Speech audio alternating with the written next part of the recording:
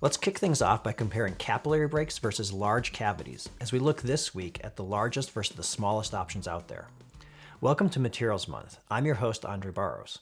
All month long, we're diving into AceLab's Materials Hub to give you side-by-side material analysis. We're not just showing you these materials, we're comparing them and helping you understand exactly how they perform with detailed insights you can use for yourself. Let's dive into the Materials Hub. Big and small airspaces. I think what we want to get out of today, in addition to just, discovering new products together, is realizing that sometimes the products we're looking for are not very visible, are not very glamorous, don't get the attention. And, while it's easy to find great wallpaper options, and there's lots of people showing off, products in wallpaper or glass, sometimes things like airspaces and capillary breaks are a little trickier to find those things. And so we want to make it easier to find, even if they are more obscure. Maybe not obscure, more utilitarian is I think the word I'm looking for. So let's jump in here and take a look at some different scales of airspace. And at the small end, what we're looking at are drainage mat products.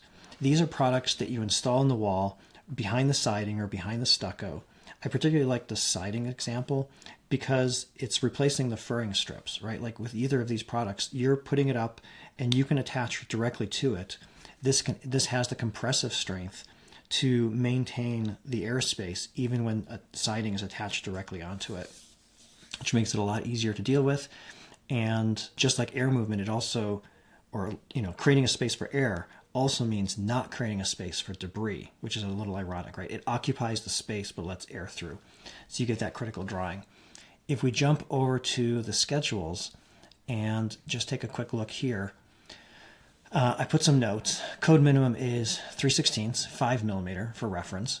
These products are coming in at 6 millimeter, right? 6, 10, 11 millimeters. So very, very thin, almost no impact, but tremendous benefit. I also linked here an article from Building Science that I'll throw in the show notes that you can check out and just read more about, why even such a tiny airspace or capillary break is so effective. If we switch over to the large end of things, I want to start here with just a quick reminder.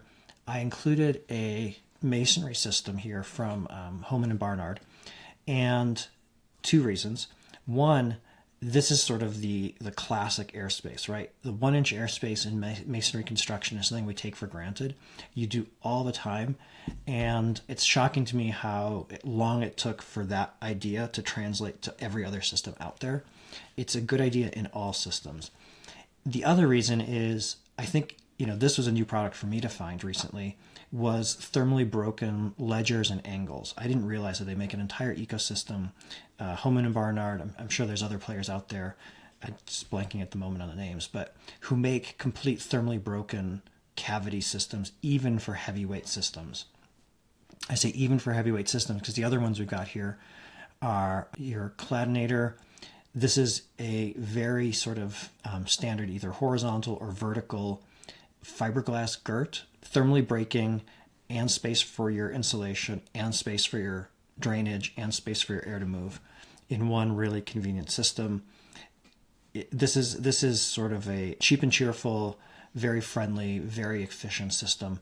Lots of people make these.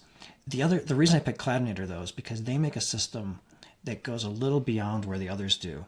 This other option they make, which is it's just a more complete facade structural system, more akin to something you might custom build, creates a cavity all the way up to 14 inches. And everybody else I looked at was like 8, maybe 10 inches. So 14 is a substantial cavity. That's enough room for drainage, air, and all the insulation in the world. Someone's like, well, why bother at 14 inches?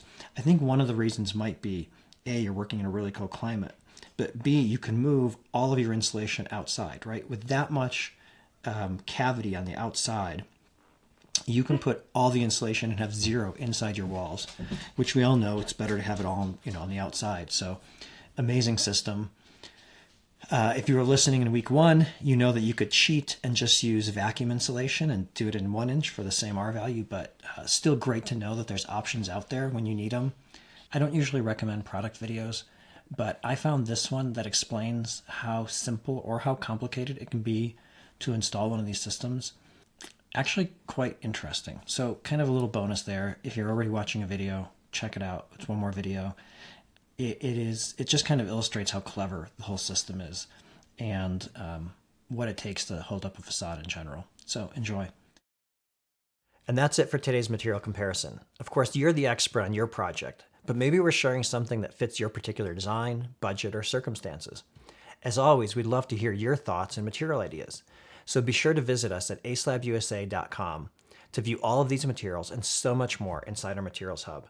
And remember, we're always here to help, so go pick your favorite material and go make it real.